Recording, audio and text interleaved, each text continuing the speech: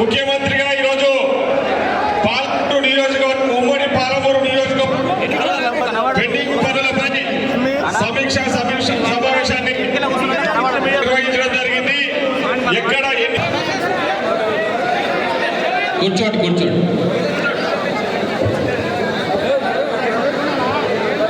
తెలంగాణ రాష్ట్రం కొత్త ఒరవడిని సృష్టిస్తూ గత పాలనకు భిన్నంగా జిల్లాలో ప్రజల మధ్యకు వచ్చి ప్రాజెక్టుల అభివృద్ధి సమీక్ష చేసి ఈరోజు సభ్యులు వేదిక మీద ఉన్న పెద్దలందరికీ నమస్కారం. సమయం తక్కువగా ఉంది కాబట్టి 2 ముక్కలు మాట్లాడతా. ముఖ్యమంత్రిగా ఈరోజు మన మధ్యకు వచ్చి మన దగ్గర ప్రాజెక్టుల సమీక్ష చేసి ఎక్కడ మనకు సమస్య ఉంది, ఎక్కడ అడ్డంకులు ఉన్నాయి, దానికి ఏం బడ్జెట్ కావాలా, ఇమ్మీడియట్ గా ఏ ప్రాజెక్ట్ ను కంప్లీట్ చేయాలని చెప్పి కూలంకషంగా శాసనసభ్యులు అధికారుల నుంచి సూచనలు తీసుకొని అక్కడికక్కడనే ఆదేశాలు ఇచ్చిన మొట్టమొదటి తొలి ముఖ్యమంత్రి మన పాలమూరు బిడ్డ. వారి నాయకత్వంలో పాలమూరుకు విద్యాపరంగా వైద్యపరంగా ఒక సువర్ణ అధ్యాయం మొదలు కాబోతా ఉంది.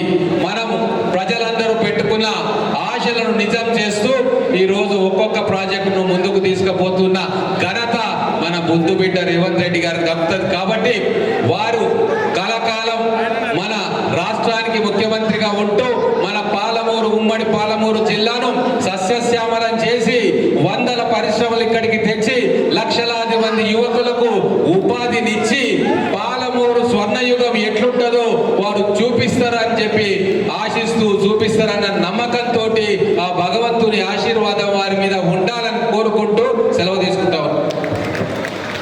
ఇప్పుడు ఎక్సైజ్ శాఖ మంత్రి వర్యులు శ్రీ జూపల్లి కృష్ణారావు గారిని మాట్లాడాల్సిందిగా కోరుతాం. జై కాంగ్రెస్.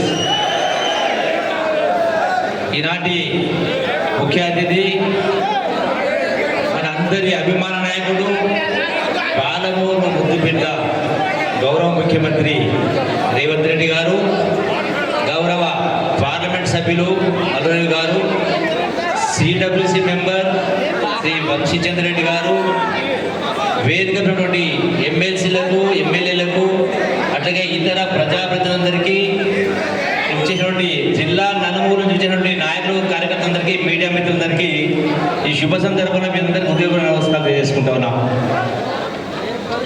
గడచిన 70 సంవత్సరాల కింద పాలమూరు జిల్లా నుంచి ఆనాడు ముఖ్యమంత్రి అంటే 70 సంవత్సరాల తర్వాత మళ్ళీ మన పాలమూరు జిల్లాకు పాలమూరు ముందు బిడ్డ మళ్ళీ ముఖ్యమంత్రి కావడం జరిగింది.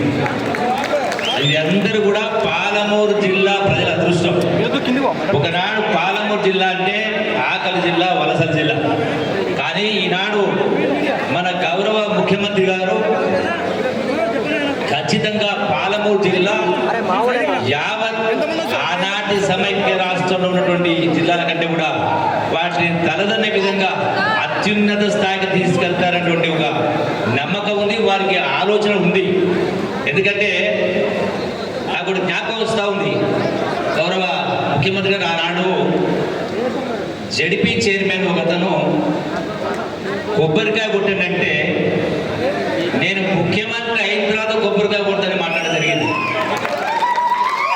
అంటే ఒక నమ్మకం, ఒక విశ్వాసం, ఒక పట్టుదల. అంటే మనిషి తలుచుకుంటే సాధించలేనిది ఏమీ లేదనడానికి నిలువెత్తు సాక్ష్యం ఈనాడు మన గౌరవ ముఖ్యమంత్రి గారు రేవంత్ రెడ్డి గారు.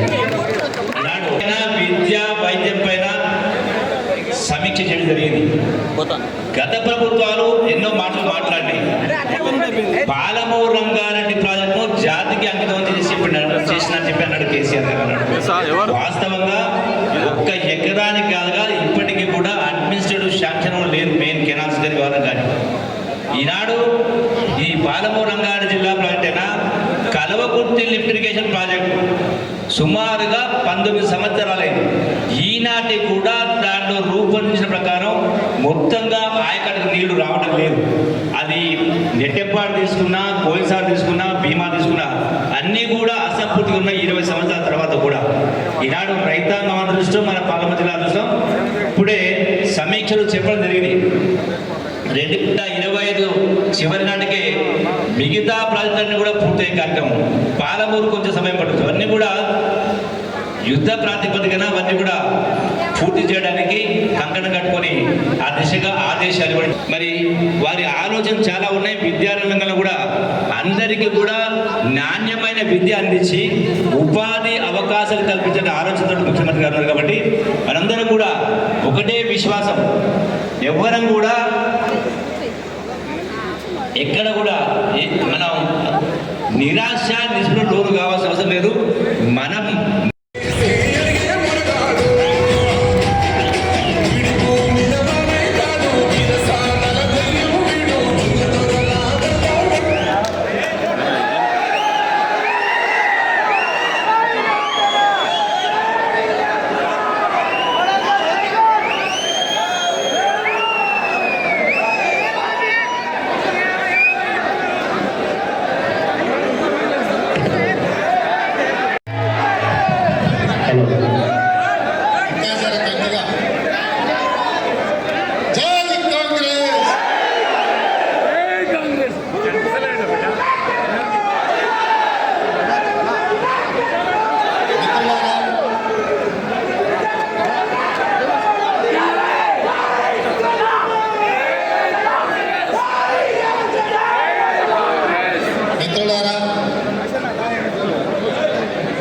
ఈరోజు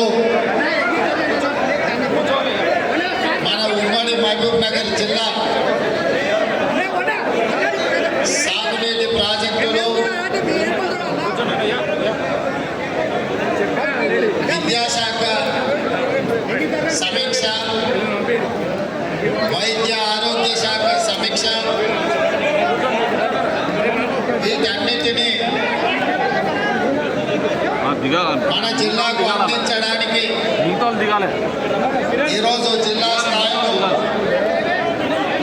ఉమ్మడి కలెక్టర్లను, రాష్ట్ర స్థాయి అధికారులు, అదేవిధంగా సాగునీటి పారుదల శాఖ మంత్రి ఉత్తమ్ కుమార్ రెడ్డి గారిని, వైద్య ఆరోగ్య శాఖ మంత్రి, జిల్లా ఇన్ఛార్జ్ మంత్రి దామోదర్ రాజనరసింహ గారిని, మన జిల్లా నుంచి మంత్రిగా మొదటి నుంచి ప్రాంత అభివృద్ధికి కష్టపడుతున్న జూపల్లి కృష్ణారావు గారిని, పార్లమెంట్ సభ్యులు డాక్టర్ మల్లు రవి గారిని,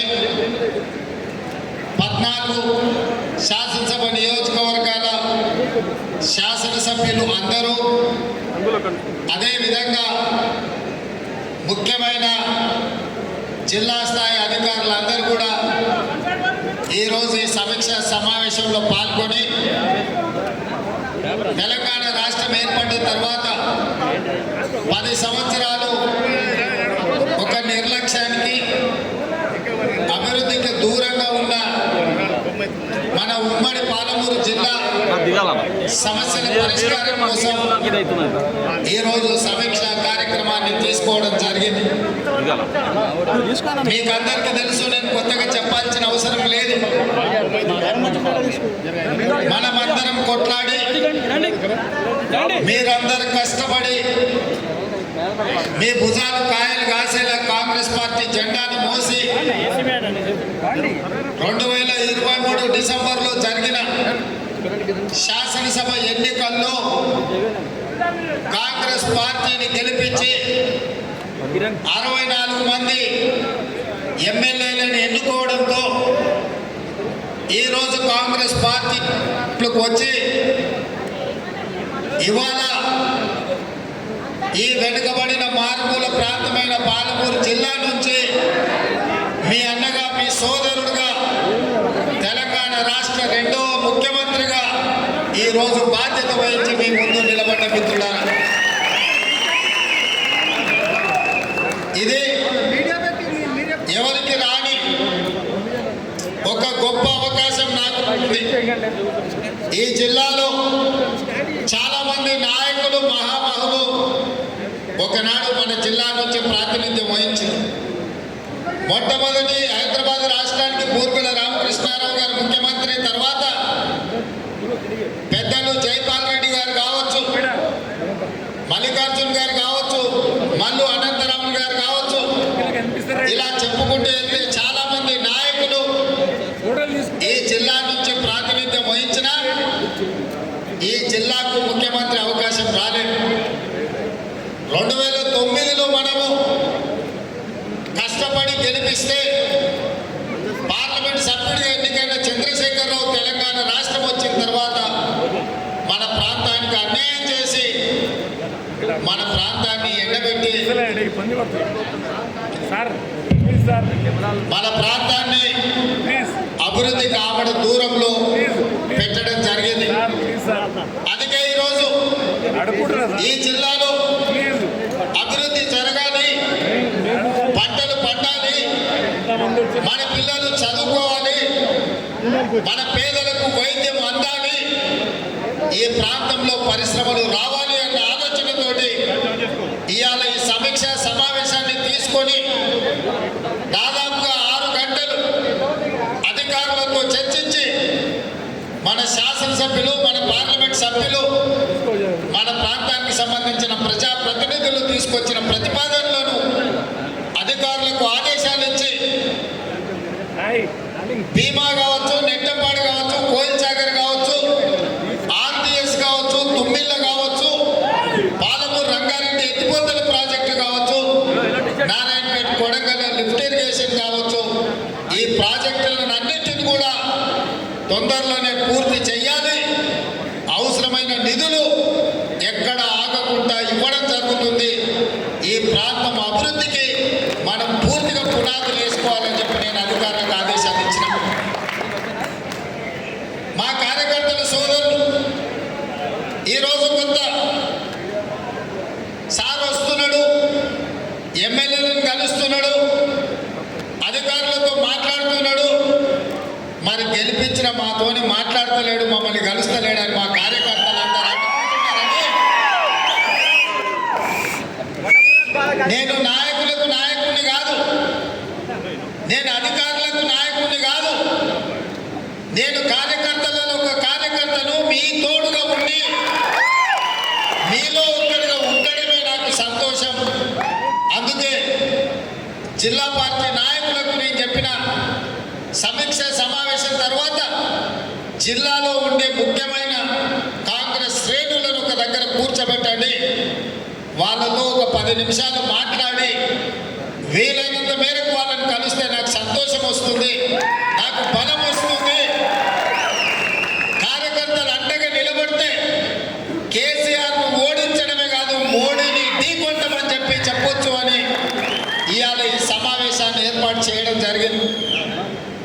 తెలిసి చాలా మందికి సమాచారం ఉందో లేదో, ఎందుకంటే కార్యాచరణ ఏ విధంగా ఉందో కొంత ఏమైనా సమాచార లోపం ఉండి ఉండొచ్చు. మళ్ళీ తొందరలోనే జిల్లాకు వచ్చి ప్రతి కార్యకర్తను కలుసుకొని ఈ గెలుపు మీది, ఈ అధికారం మీది, ప్రభుత్వం మీది, ఈ ప్రభుత్వంలో మీ సూచనలు మీ సలహాలు ఈ ప్రభుత్వం పాటిస్తుందని చెప్పడానికే ఈ సమావేశాన్ని ఏర్పాటు చేసి, మొన్నటి వరకు జరిగిన ఎన్నికలు, శాసనసభ ఎన్నికలు మావి, పార్లమెంటు ఎన్నికలు డాక్టర్ మల్లురవి గారివి, వంశీ చంద్రెడ్డి గారివి, నాయకుల ఎన్నికలు అయిపోయినాయి. నాయకుల కోసం మీరు కష్టపడే సమయం అయిపోయింది. ఇప్పుడు ఈ వేదిక మీద ఉన్న నాయకులందరూ మీకోసం కష్టపడి మిమ్మల్ని సర్పంచులుగా, ఎంపీటీసీలుగా, మిమ్మల్ని ఎంపీపీలుగా, జిల్లా పరిషత్ మెంబర్లుగా, కౌన్సిలర్లుగా, కార్పొరేటర్లుగా, మున్సిపల్ చైర్మన్లుగా కష్టపడ్డారు. మీరు కష్టపడడం వల్ల మేము ఇలా ముఖ్యమంత్రులుగా, మంత్రులుగా, ఎమ్మెల్యేలుగా ఈ వేదిక మీద కూర్చున్నాం. నిన్నటి వరకు ఈ వేదిక మీద ఉన్న చాలా మంది అక్కడ కార్యకర్తలలో కూర్చున్నారు. మీలో ఉన్న వాళ్ళకి అవకాశాలు వచ్చి ఇలా ఎమ్మెల్యేలు అయ్యి ఈ వేదిక మీద కూర్చున్నారు. మీలో ఎమ్మెల్యే అర్హత లేని వాళ్ళు లేరని కాదు, కొన్ని ప్రత్యేకమైన పరిస్థితుల్లో పార్టీ కొంతమందికి అవకాశం ఇచ్చింది, కొంతమందికి అవకాశం రాలేదు. అయినా మీరందరూ బాధపడకుండా, ఒకరోజు మనసులో దుఃఖం వచ్చినా రెండో రోజు ఈసారి ఎట్లయినా కేసీఆర్ను ఓడించాలి, కాంగ్రెస్ను గెలిపించాలి అని మనో నిబ్బరంతో మీరందరూ బయటకు వచ్చి మీరందరూ కష్టపడి పని చేసిండ్రు కాబట్టి ఈ మహబూబ్నగర్ జిల్లాలో 14 అసెంబ్లీలు ఉంటే 12 గెలవడం జరిగింది. అందుకే ఈరోజు తెలంగాణ రాష్ట్రంలో మన చేతిలోకి అధికారం వచ్చింది. మరి మీరు కష్టపడితే వచ్చిన అధికారాన్ని మీకోసం వినియోగించాలి, మీకోసం, మీ ఎన్నికల కోసం పనిచేయాలన్న ఆలోచనతో ఇవాళ మన ప్రభుత్వం ఉన్నది. అందుకే ఈరోజు ఈ సమావేశాన్ని ఏర్పాటు చేసి వేదిక ద్వారా కార్యకర్తలందరికీ నేను పిలిపివ్వదలుచుకున్నా. తొందరలోని స్థానిక సంస్థల ఎన్నికలు నిర్వహించబోతున్నాము. ఆ స్థానిక సంస్థల ఎన్నికలలో ఎమ్మెల్యేలు ఊరు ఊరు తిరిగి, ఇల్లు తిరిగి మిమ్మల్ని సర్పంచులుగా, ఎంపీటీసీలుగా, ఎంపీపీలుగా, జడ్పీటీసీలుగా, మున్సిపల్ కౌన్సిలర్లు, కార్పొరేటర్లుగా వాళ్ళ ఎన్నికలకు తిరిగిన దానికంటే ఎక్కువ మీకోసం తిరుగుతారు. నేను కూడా ముఖ్యమంత్రిగా రాష్ట్రం నలుమూలల సుడిగాలి పర్యటన చేసి మిమ్మల్ని గెలిపించుకునే విధంగా, మిమ్మల్ని బలోపేతం చేసే విధంగా కార్యక్రమం తీసుకుంటామని ఈ వేదిక మీద నుంచి నేను చెప్పదలుచుకున్నాను. మా మంత్రి గారికి, మా ఎమ్మెల్యేలకు నేను సూచన చేస్తున్నా. ఎక్కడెక్కడైతే టెంపుల్స్ ఉన్నాయో టెంపుల్స్ కమిటీలు, మార్కెట్ కమిటీలు, ఇంకా ఇతర నామినేటెడ్ పోస్టులు ఏమేమి ఉన్నాయో, లైబ్రరీ చైర్మన్లు మా మిత్రుడు సంపత్ చెప్తున్నాడు, నామినేటెడ్ పోస్టులు ఏవేవైతే ఉన్నాయో కార్యకర్తలకు, కష్టపడ్డ వాళ్లకు అవకాశం, రాని వాళ్ళకు అవకాశం ఇచ్చి వాళ్ళందరినీ కూడా తక్షణమే ఆ పదవులను కూర్చోబెట్టాలని చెప్పి వేదిక మీద ఉన్న ఎమ్మెల్యేలందరికీ నేను ఆదేశాలు ఇస్తున్నా. ఎవరైతే పార్టీ కోసం కష్టపడ్డారో వాళ్ళకి ఇవ్వాలి అని మాట చెప్పడానికి కార్యకర్తల సమక్షంలో కష్టపడ్డ కార్యకర్తలని వాళ్ళను కుర్చీలలో కూర్చోబెట్టాలి, వాళ్ళకు పదవులు కట్టబెట్టాలి అని చెప్పి కాంగ్రెస్ పార్టీ అధ్యక్షుడిగా ఈరోజు రాష్ట్ర ముఖ్యమంత్రిగా వారికి ఆదేశాలు ఇస్తున్నా. ఇదే కాదు, 2021 జూలై 7 నాడు మొదటిసారి తెలంగాణ రాష్ట్ర కాంగ్రెస్ పార్టీ అధ్యక్షుడిగా నేను బాధ్యతలు తీసుకున్న 3 సంవత్సరాలు నిరంతరం మీరు నాతో నిలబడి పాదయాత్రలు కావచ్చు, ధర్నాలలో కావచ్చు, దీక్షలు కావచ్చు, కేసీఆర్ను కొట్లాడినప్పుడు వీరోచితంగా మీరు కొట్లాడినప్పుడు ఈ 3 సంవత్సరాలు మొన్న జూలై 7, 2024 నాడు 2 రోజుల క్రితం 3 సంవత్సరాల కాలాన్ని మనం పూర్తి చేసుకున్నాం. ఈ 3 ఏళ్ళు మీరు కష్టపడి కడుపులో పెట్టి చూసుకొని భుజాల మీద మోసింది కాబట్టి ఇవాళ పిసిసి అధ్యక్షుల నుంచి తెలంగాణ రాష్ట్రానికి నేను ముఖ్యమంత్రి అయినా ఎప్పటికీ కార్యకర్తలను గుర్తుపెట్టుకుంటా. ఇవాళ నేను ఈ స్థాయికి ఎదగడానికి ఉపయోగపడ్డ ప్రతి కార్యకర్తకు నేను ఈ వేదిక మీద నుంచి కృతజ్ఞతలు తెలియజేస్తున్నా. ఈ పదవి నాయకుల వల్ల వచ్చింది కాదు, ఈ పదవి కార్యకర్తల వల్ల, మీ కష్టం వల్ల వచ్చిన పదవి. ఈ పదవి మీ అభ్యున్నతి కోసమే ఉపయోగించాలన్న ఆలోచనతోటి ఇవాళ మిమ్మల్ని అందరినీ కలుసుకోవడానికి వచ్చిన. అందుకే మిత్రులారా, ఈ 3 ఏళ్లలో ఎన్నో కష్ట సుఖాలను చూసినాం, ఎన్నో ఒడిదుడుకులను చూసినాం. ఉప ఎన్నికలలో డిపాజిట్లు పోయి 3700 హుజూరాబాద్ ఎన్నికల్లో ఓట్లు వచ్చినప్పుడు పని అయిపోయింది. రేవంత్ రెడ్డి పడిపోయిండు, కాంగ్రెస్ ఇంకా లేవదు అని చెప్పి కొంతమంది సునకానందంతో సంతోషపడ్డారు. మధ్యలో జూరినాను కానీ ధైర్యం కోల్పోకుండా 1.5% ఓట్ల నుంచి 40% ఓట్లకు కాంగ్రెస్ పార్టీ పెరిగి 64 సీట్లు గెలిచి ఇవాళ 65 సీట్లు ఉప ఎన్నికల్లో మనకు కంటోన్మెంట్ గెలవడం ద్వారా ఇవాళ 65 మంది ఎమ్మెల్యేలు, 8 మంది పార్లమెంట్ సభ్యులు ఇవాళ మనకు తెలంగాణ రాష్ట్రంలో కాంగ్రెస్ పార్టీ కార్యకర్తలు కష్టపడి గెలిపించారు. ఓడినప్పుడు కుంగిపోవడము, గెలిచినప్పుడు ఉప్పొంగిపోవడం కాదు, ఎప్పుడైనా నిబద్ధతతోని ఏర్పడ్డారు.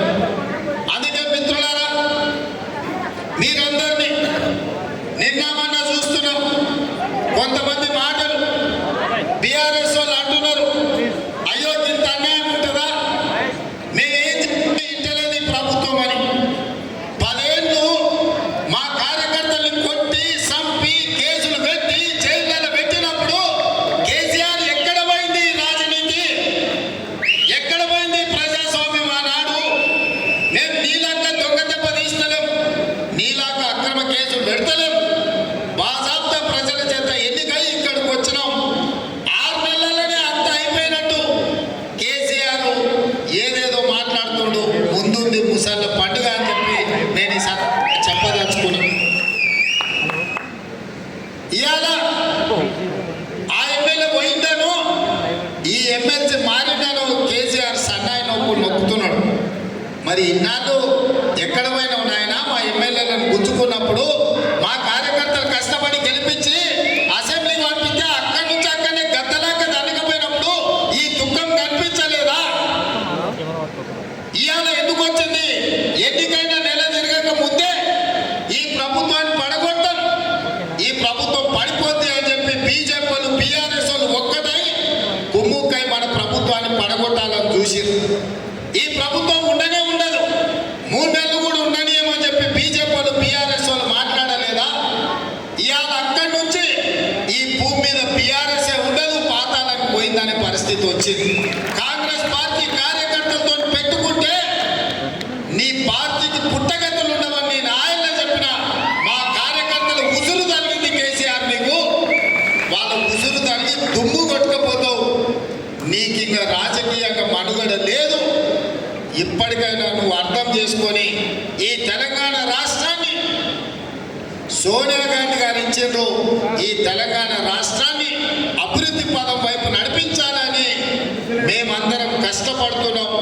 ఇప్పటికైనా తెలంగాణ సమాజానికి క్షమాపణ చెప్పి అభివృద్ధి కోసం కష్టపడుతున్న కాంగ్రెస్ కు అడ్డుపడకుండా చేతనైతే సహకరించు, చేత కాకపోతే ఆ ఫామ్ హౌస్ లో పడుకొని ఏడు తప్ప ఇంకా కాళ్ళ కట్టెబెట్టాలని తండ్రి కొడుకులు, మామ అల్లుళ్ళు చూస్తున్నారు.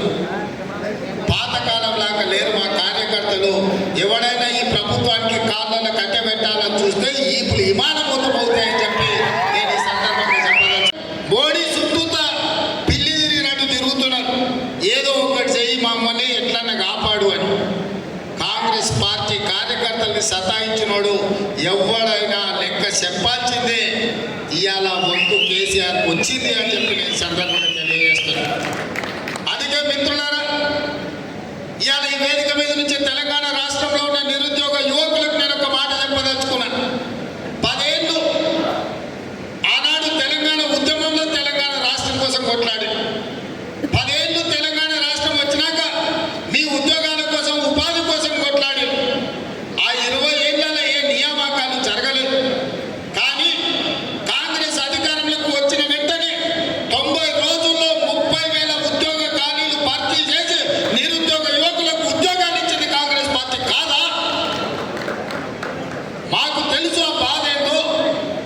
ఉద్యోగాల కోసం పిల్లలు ఎట్లా కష్టపడుతున్నారో తెలుసు కాబట్టి 90 రోజుల్లో 30,000 ఉద్యోగాలు ఇచ్చినాం.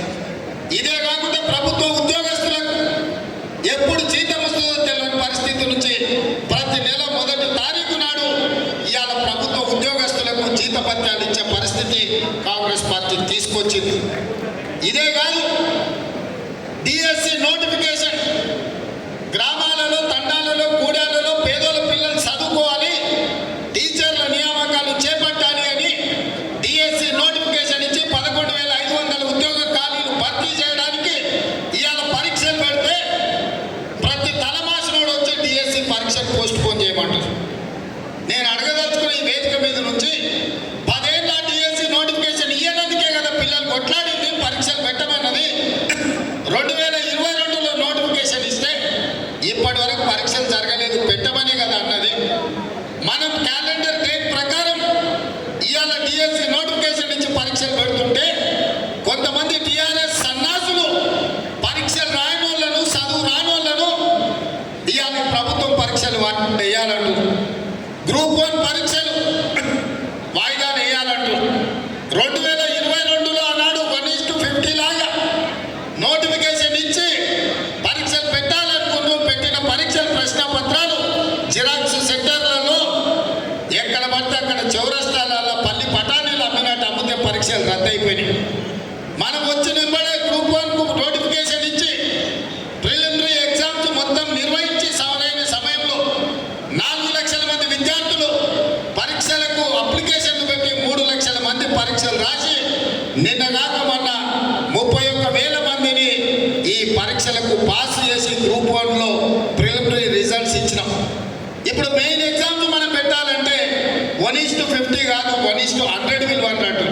అంటే ఒక ఉద్యోగం ఉంటే 50 మందిని ప్రాథమిక పరీక్షలలో పాస్ చేసి మెయిన్ ఎగ్జామ్స్కి పిలుస్తామని చెప్పినాం. సగం దూరం వచ్చినాక ఇప్పుడు 50 కాదు 100 మందికి పిలవటం. ఏదైనా ఈ దొంగన కొడుకుల ఆలోచన అంటే 1:100 పిలవంగానే కోర్టు స్టే ఇస్తుంది, పరీక్షలు రద్దు చేస్తారు.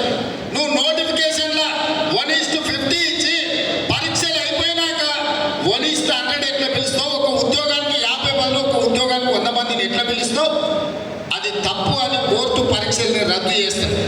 మళ్ళీ మొదటి నుంచి మొదలు పెడితే మళ్ళీ ఏడాది పోతుంది. 2011లో నోటిఫికేషన్ గ్రూప్ 1 ఇస్తే ఇప్పటి వరకు 13 ఏళ్ళలో ఇంతవరకు పరీక్షలు జరగలే, నియామకాలు చేయలే. వయసులో ఉన్న పిల్లగాడు మధ్య వయసుకు వచ్చాడు, పెళ్ళైన పిల్లలైన వాళ్ళ పిల్లలు పడిపోతున్నారు, పరీక్షలు మాత్రం పూర్తి కాలేదు. నేను ఏదైనా చేసి డిసెంబర్ లోపల పరీక్షలు చేసి దాదాపుగా 1000 మంది గ్రూప్ 1 ఆఫీసర్లను తెలంగాణ రాష్ట్ర నిర్మాణంలో ఫలితాలు ఇచ్చి వాళ్ళను అధికారులను చేయాలని నేను చూస్తుంటే ఈ దొంగలంతా గూడుపుటాన్ని చేసి ఆ పరీక్షలు పోస్ట్ పోన్ చేయమంటారు. ఇట్లనే గ్రూప్ 2 కూడా, అట్లనే గ్రూప్ 3 కూడా, దానికి ఒక 5 లక్షల మంది, దీనికి ఒక 5 లక్షల మంది పరీక్షలకు ఈరోజు హాజరవడానికి అప్లికేషన్లు పెట్టుకోరు. ఈ పరీక్షలు పోస్ట్ పోన్ చేస్తే కోచింగ్ సెంటర్లు బతుకుతాయి.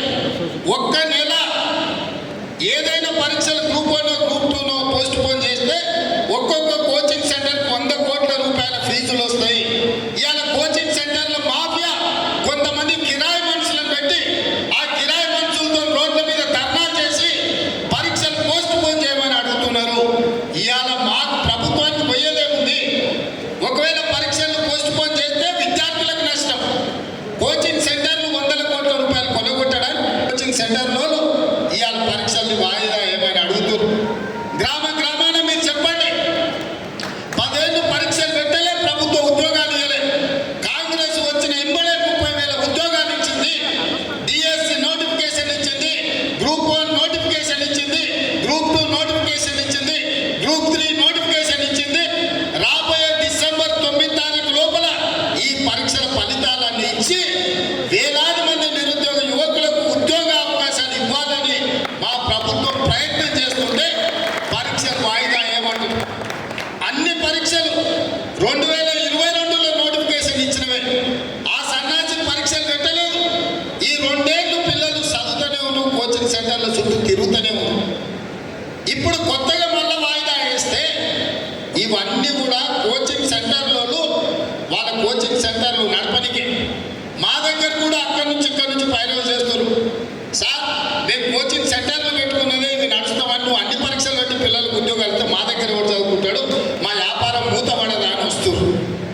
సిగ్గు తప్పిపోయారు. నిరుద్యోగ యువకుల బలహీనతను వ్యాపారంగా మార్చుకోవాలని కొన్ని కోచింగ్ సెంటర్ల యజమానులు ఈ ఆర్టిఫిషియల్ ఉద్యమాలను ఇవాళ మన కళ్ళ కట్టినట్టు చూపించాలనే ప్రయత్నం చేస్తున్నారు. ఎప్పుడు కేంద్రం మీద పార్టీలు బతికించుకోవాలని ఈ సన్నాసుడు విద్యార్థుల సేవ కోసం ప్రయత్నం చేస్తున్నాడు. ఆనాడు 6 అడుగులు ఉన్నాడు 100 రూపాయలు పెట్టి లీటర్ పెట్రోల్ తెచ్చుకోండు, కానీ 10 పైసలు పెట్టి అగ్గిపెట్టె తెచ్చుకోలేదు.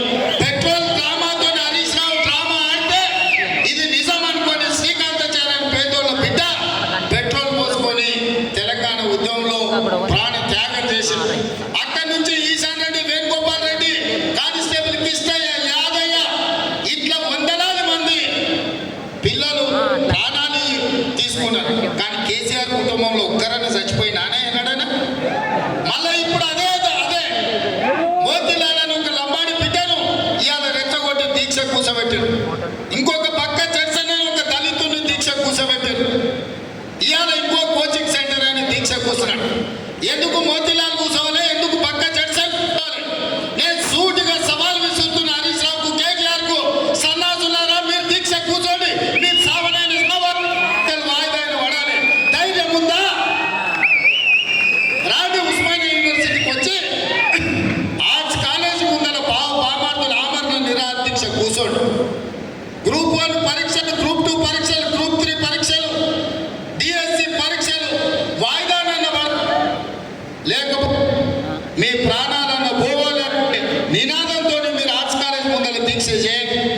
మేము కాపలా ఇస్తాం, మిమ్మల్ని ఎవరు ఆపడు, సూతం ఎన్రోల్ చేస్తాం. మీరిద్దరు నిజంగానే పరీక్షలు వాయిదా వేయాలంటే మీ వాటిలో బలం ఉంటే ఈ తెలంగాణ కోసం సాగు నోట్ల తలకాయ పెట్టినని సన్నాసి కేసీఆర్ చెప్పేది నిజమే అయితే ఇక ఆయనకంటే వయసు మీద పడ్డది లేవలేనోడు అసలే కాలు ఎరిగింది, ఆయనను వదిలేయండి. కానీ మీరిద్దరు బావబామర్దులు పిల్ల రంగాలు రాండి ఆర్ట్స్ కాలేజ్ ముందర. మా ఎన్ఎస్యూ యూత్ కాంగ్రెస్ కార్యకర్తలు కంచేసి కాపాడతారు మిమ్మల్ని. పరీక్షలు వాయిదా పడే వరకు మీరు నిరాహార దీక్ష చేయండి ఆర్ట్స్ కాలేజ్ ముందర. అది మాత్రం చేయరు. పొద్దున పూట తింటారు, రాత్రి పూట తాగుతారు. మీరు మాత్రం సంతోషంగా ఉండాలా? పేదోళ్ళ పిల్లలు దీక్షలతోటి, ఆమరణ నిరాహార దీక్షలతోటి పేదోళ్ళ పిల్లల ప్రాణాలు బలి ఇవ్వడానికి అలా బాబామర్దులు ఇద్దరు కలిసి కుట్ర చేస్తున్నారు. ఇవాళ అందుకే విద్యార్థులకి వేదిక మీద నుంచి నేను విజ్ఞప్తి చేస్తున్నా. వాళ్ళ పార్టీ బలహీన పడ్డప్పుడు, రాజకీయంగా వాళ్ళు సచ్చినప్పుడు విద్యార్థులను చంపి ఆ శవాల మీద పార్టీని నిర్మించుకోవాలని కుట్ర చేస్తున్నారు. ఇవాళ కొంతమంది విద్యార్థులను రెచ్చగొట్టి వాళ్ళ భావోద్వేగాలతో రాజకీయంగా లబ్ధి పొందాలని చూస్తున్నారు. అందుకే ఇక్కడున్న మా సోదరులకు గ్రామాన్ని చెప్పండి, వాళ్ళ తల్లిదండ్రులకు చెప్పండి, మీ కోచింగ్ సెంటర్లలో 1000 కోట్ల 100,000 రూపాయలు ఫీజులు కట్టాల్సిన పని లేకుండా ఎంబడెంబడే పరీక్షలు పెట్టి ఫలితాలు ఇచ్చి మీ పిల్లలకు ఉద్యోగాలు ఇస్తాము. ఒకవేళ పరీక్ష రాసి ఉద్యోగం రాకపోతే ఇంకే ప్రైవేటుల్లోనైనా వాళ్ళు ఉద్యోగం చేసుకోవడానికి అవకాశం ఉంటుంది. పరీక్షలు నిర్వహించి ఫలితాలు ఇవ్వకపోతే సంవత్సరాల కొద్ది పేదోళ్ళ పిల్లలు కోచింగ్ సెంటర్ల చుట్టూతో తిరిగి ఇటు ఇంటికి రాలేక, పట్నంలో ఉండలేక వాళ్ళు అన్ని రకాలుగా దెబ్బతినిపోయే ప్రమాదం ఉన్నది. ప్రతి గ్రామంలో మా కార్యకర్తలు అందరూ కూడా చెప్పాలి. ఇవాళ అప్పుడప్పుడు మా వాళ్ళు కూడా వచ్చి అంటుంటారు, అనా పిల్లలు ఏదో పరీక్షలు వాయిదా ఏమంటారు కదా, వేస్తే పోతుంది కదా. వేస్తే పోతుంది, నాకు కూడా ఏమవుతుంది, పరీక్ష వాయిదా వేస్తే నష్టం ఏం లేదు. కానీ పిల్లల జీవితాలు ఆగమైపోతాయి. ఆ పిల్లలు 10 ఏళ్ళు నష్టపోయారు కేసీఆర్ పాలనలో. 10 ఏళ్ళు ఒక్క పరీక్ష పెట్టలేదు, 10 ఏళ్ళు ఎవరికి ఉద్యోగం ఇవ్వలేదు.